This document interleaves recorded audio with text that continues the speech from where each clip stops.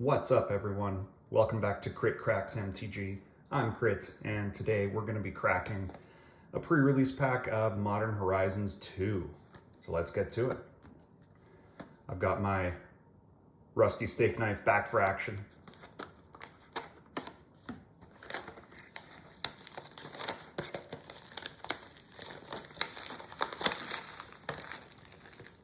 And let's see how we do with our pulls today.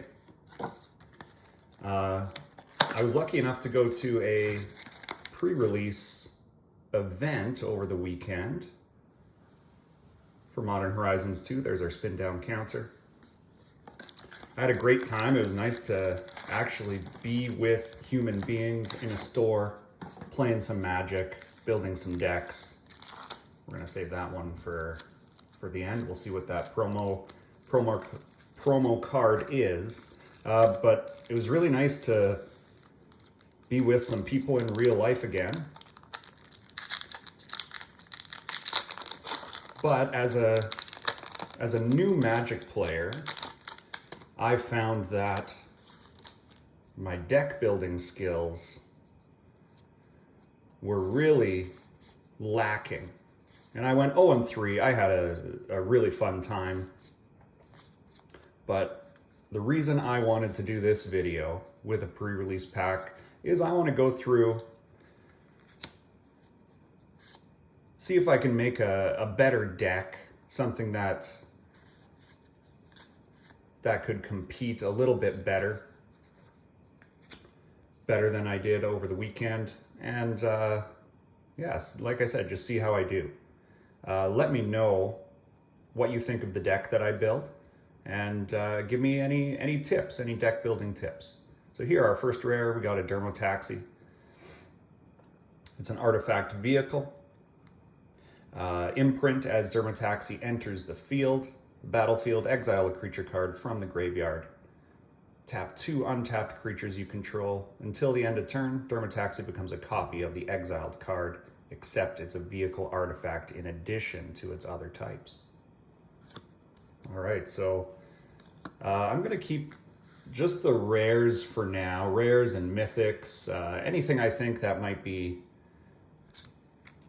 useful to start building my deck. I'll keep that in view.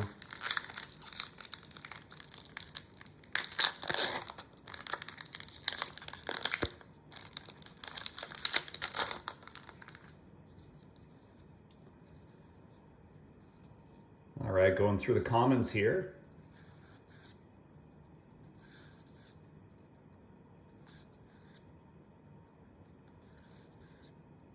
Got a Dray Keeper, Tragic Fall, Fairgrounds Patrol, Discerning Taste, Storm God's Oracle.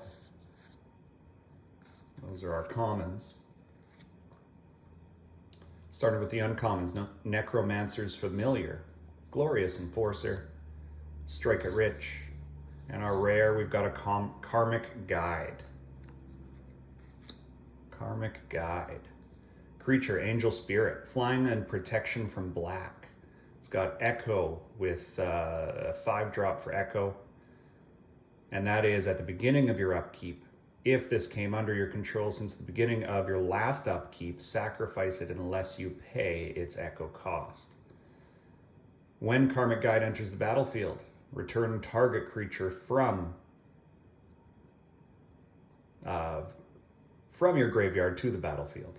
All right. So we've got a white rare. Oh, we got another rare. We got a Merfolk creature, Rishadan Dockhand. That's a good hit. Island Walk, and you can spend 1 and tap to tap a target land. All right.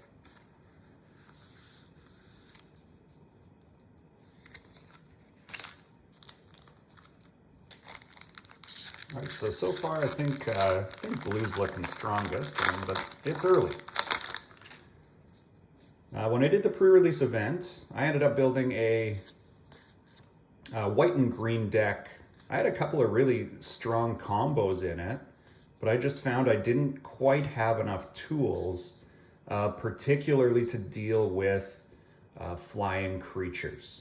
I didn't have enough direct damage. I didn't have enough flyers myself, didn't have anything with reach. So when those flyers came out, I had a few flyers, but I wasn't able to get them onto the battlefield to deal with anything when I needed to. So we'll see if I can kind of shore up that kind of shortcoming in a deck that I build today. Oh, and it looks like we've got ourselves a fetch land, a Scalding Tarn. Awesome.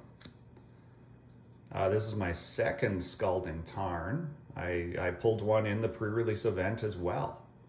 So that's good. And if we're going to be building blue, that'll fit nicely. So far I'm leaning blue.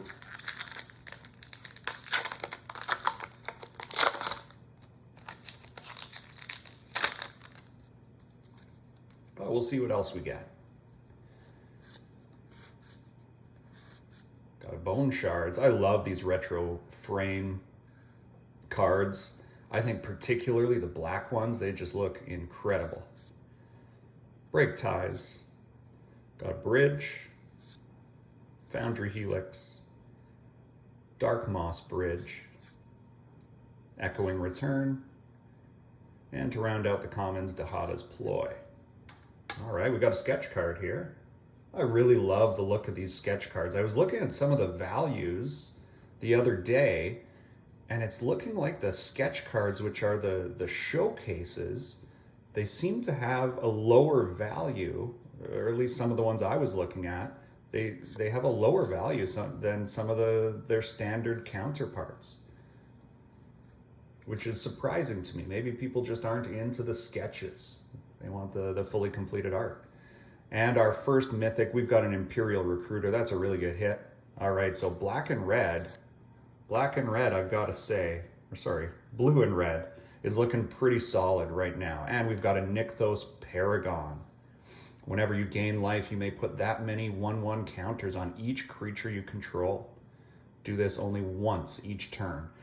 This was my promo card over the weekend in the pre-release event. And I got really great use out of it. But like I said, my deck just couldn't deal with flyers, but I had some nice combos going on with this. I like this card a lot. We've got a couple of whites as well. And a token. All right. So a couple of these draft packs, these draft booster packs, we're getting double rare or a rare mythic. That's always nice.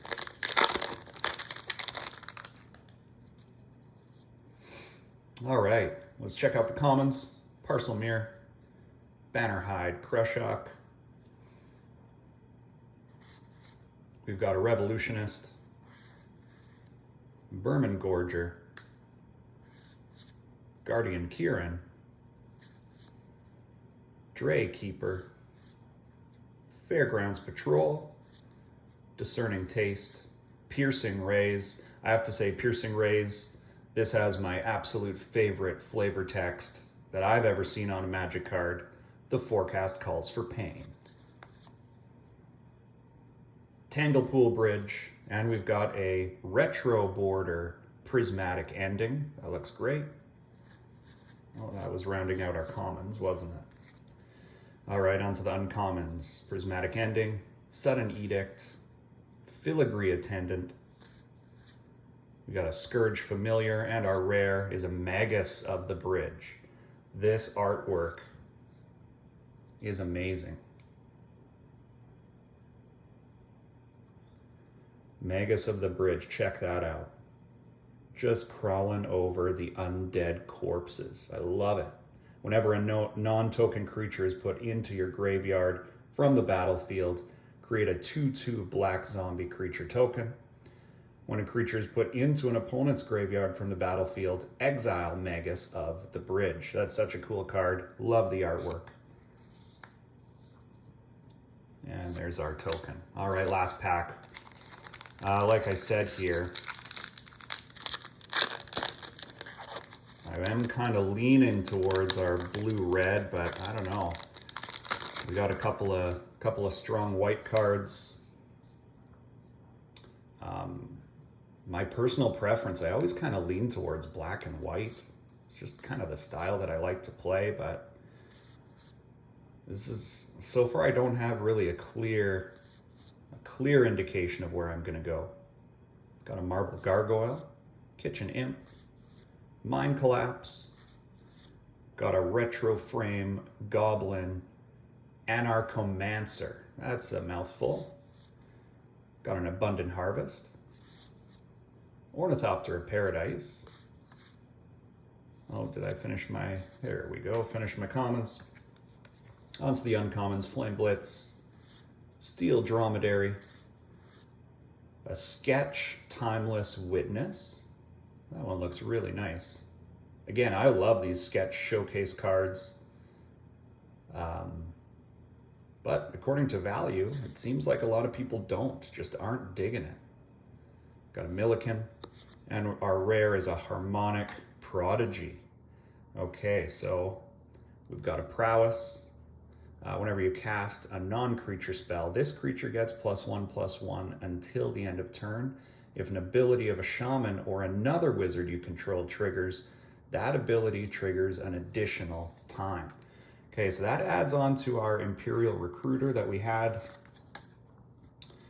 When Imperial Recruiter enters the battlefield, search your library for a creature card with power 2 or less, reveal it, put it into your hand, and shuffle. So Imperial Recruiter, really strong card. Anytime you get to search your library, that's always a good thing. It allows you to bring out anything power 2 or less. I could bring out this Harmonic Prodigy. We've also got, as I said, the blue rare, the Rishadan Deckhand. So right now I'm leaning towards the red and blue combo because I get to use that Scalding Tarn fetch land. But I'm going to take a look through the rest of the cards, see what else I can build. I'll focus on this and see where I can go for it. When I come back, I'll show you the deck that I've built, and hopefully you guys can let me know some improvements that I can make. See you in a bit. All right, welcome back. You've seen the pack openings. Now let's go through how I approached building a deck with these cards. I realized that I forgot to reveal the promo card, so let's do that now. That was an Esper Sentinel. Not a bad card. It's not a huge value, but it definitely has some use in a game. So I did decide to keep, or seeing that card did make me look a little bit harder at the white cards as opposed to just the red and blue. Looking at all of this, the outlier was kind of the black Magus of the Bridge here. So I decided to disregard black, and I did build a deck around these 4 cards. So looking at these on their own, I don't really have that bomb of a card that is going to win me a game. So I did have to go back through all 3 of these colors and find that card to give me a bit of an edge. And what I landed on was Glorious Enforcer.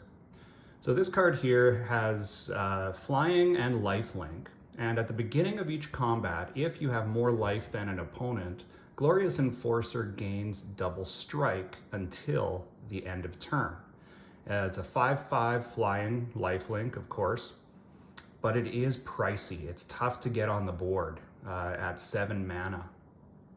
So I do need to consider that when I'm building this deck, that if I want to use this to win the game, I need to make sure I've got that necessary mana when I get this card in my hand, or at least a way to build mana pretty quick. So I chose to focus on a few things. Like I said last time, my weakness was flyers. I didn't really have much to address flyers or to deal direct damage or have straight up removal.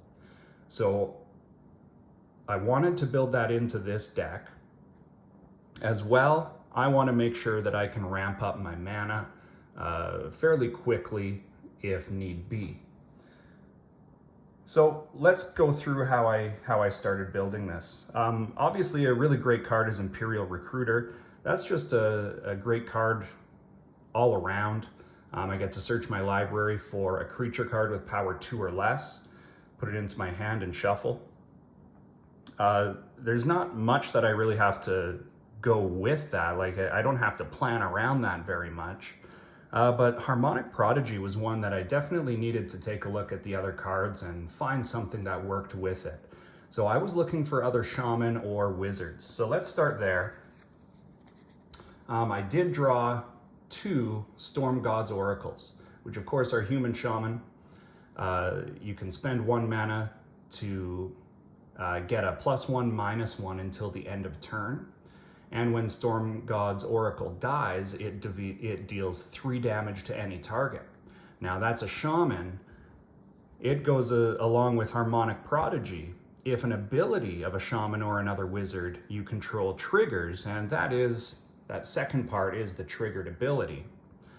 If it triggers, then it triggers an additional time. So I can use these Storm God's Oracle to deal 6 direct damage to any target. And I can even trigger it myself if I want. I can spend 3 mana to trigger this 3 times, which then makes this die, and I deal 6 damage to any target I want, if I've got this on the board at the same time as Harmonic Prodigy. So I took both of those. It seemed pretty good. Now, those were the only shaman or wizards that I ended up keeping in this deck. The other thing I mentioned that I wanted was some direct damage. So I chose Unholy Heat, deal 2 direct damage to a creature or a planeswalker. Prismatic Ending, exile target non-land permanent if its mana value is less than or equal to the number of colors of mana spent to cast this spell. With 3 colors in this deck, I could exile a card with 3 mana cost or less. Foundry Helix as an additional cost to cast this spell, sacrifice a permanent, deals 4 damage to any target. If the sacrifice permanent was an artifact, I also gain 4 life. Now that possibility of gaining 4 life will also go nicely with my Nykthos Paragon, where I can gain 4 +1/+1 counters on each creature. So that's a nice synergy there. Mind Collapse, again, deal 5 damage. And if it's my turn, then I can just sacrifice a mountain if I've got an extra mountain. And Mount Velis Manticore. At the beginning of combat on your turn, you may discard a card. When you do, Mount Velis Manticore deals X damage to any target, where X is the number of card types the discarded card has.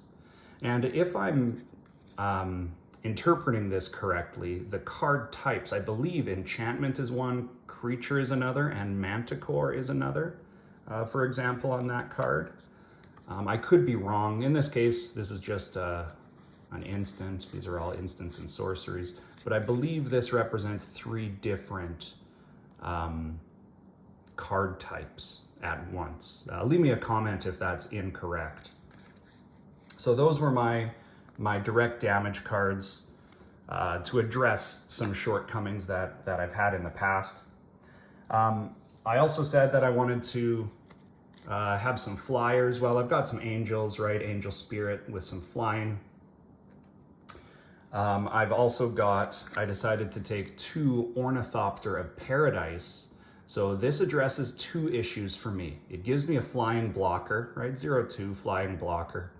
And it also helps me out with that mana ramping that I wanted to help me get that Glorious Enforcer on the board. So I can tap it to add a mana of any color. That is nice and flexible.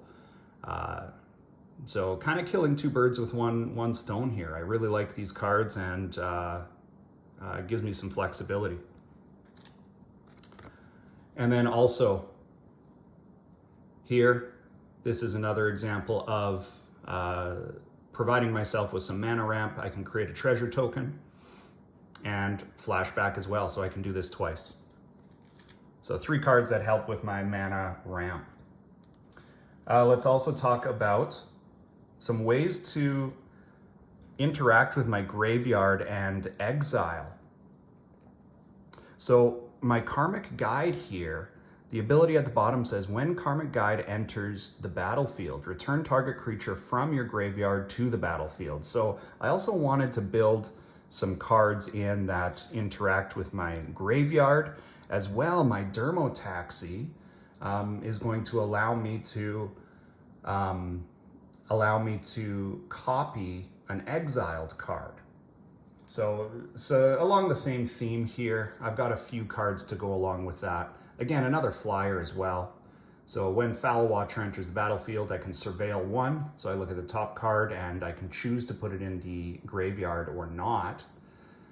So again, just interacting with my graveyard, or at least putting cards in my graveyard that I can then have access to later. Millikin, allowing me to mill and also giving me some mana ramp. Galvanic Relay, another exile from your library. During your next turn, you can play that card. Or, of course, if I've got Dermotaxi as well, I can use those kind of interchangeably. Disciple of the Sun, it's got lifelink, so another way to gain life, which, of course, synergizes with Nykthos Paragon. And when Disciple of the Sun enters the battlefield, return a target permanent with mana value 3 or less from your graveyard to your hand. And this was the Revolutionist. When Revolutionist enters the battlefield, return a target instant or sorcery card from your graveyard to your hand. So a few cards that are allowing me to put cards into the graveyard or to exile, and also some cards to pull cards back out of the graveyard or exile. Finally, I wanted to add a little bit more control, so I found Shattered Ego, just to reduce the power of a target creature when I need to. Plus, it's a 1-drop. It's good to hold in your hand for that time when you need it. All right, so those are the cards. I'm going to arrange these in the mana curve so we can kind of see how it all goes together. And let's see what this looks like at the end. All right, here's my mana curve after all the cards are laid out. I've got a total of 24 cards. I know that sweet spot is typically 23, but I did decide that I've got enough mana ramping abilities that having that extra 24th card before the lands is probably fine. And again, my one of the lands I was going to include was Scalding Tarn. And I also had a Power Depot, which will play nicely in this deck as well. It's got that modular 1, just an opportunity to add an extra +1/+1 counter is always fun, or always useful when it comes around.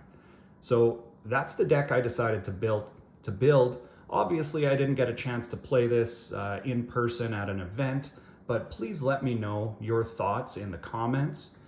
If you think I missed anything, or if you think I looked too much at some synergies, or if there's something that you would do differently, let me know. I would really appreciate that. I'm trying to get better as a deck builder, as a player overall, so anything like that would be greatly appreciated. All right, as always, I would love it if you guys could give me a like and a subscribe if you haven't already, and let me know what you're enjoying out of Modern Horizons 2. See you guys later. Thanks.